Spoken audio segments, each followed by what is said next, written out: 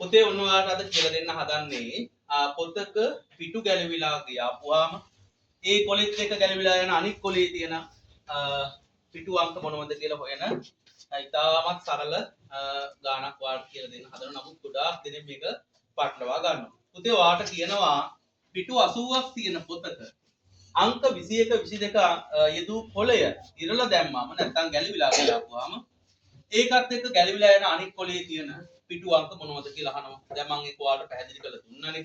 හරි. ඉතින් මම මේක හදන කෙටි ක්‍රමය තමයි දැන් කියලා දෙන්න හදන්නේ. පුතේ එතකොට ඔයා කරන්න ඕනේ. ඔය පොතේ තියෙන පිටු ගාන තියෙනවනේ. ඔය පොතේ තියෙන පිටු ගානට මයි පුතාල එකක් එකතු කරන්න. පිටු 40 පොතක් නම් 40ට එකක් එකතු කරනවා. පිටු 80 නම් 80ට එකක් එකතු කරනවා. 120 නම් 120ට එකක් එකතු කරනවා.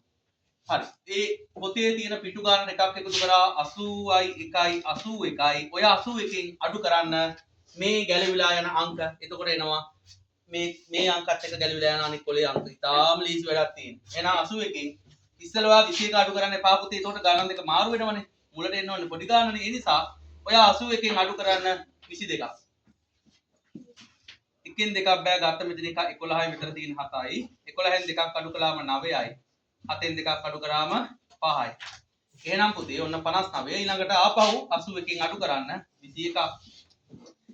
එකෙන් එකක් බිඳුවයි 8න් දෙකක් අඩු කළාම 6යි. එහෙනම් පුතේ ඔන්න ඔයාලට එනවා 21 22 පිටු අංකات එක මේ කොලෙත් එක ගැලවිලා යන අනිත් කොලේ තියෙන පිටු අංක තමයි 59 සහ 60. අර මම මුලින් ඔයාලට පොඩි ගාන අඩු කරන්න පාපු එහෙම උනොත් ඉන්නේ 60යි 59. එහෙම වෙන්න බෑනේ. තව 59 සහ 60 කියන අංක තියෙන කොලේ තමයි පුතේ මෙන්න මේ පිටු අංකات එක ගැලවිලා යන කොලෙත් එක ගැලවිලා යන අනිත් කොලේ අංක වෙන්නේ. හරි.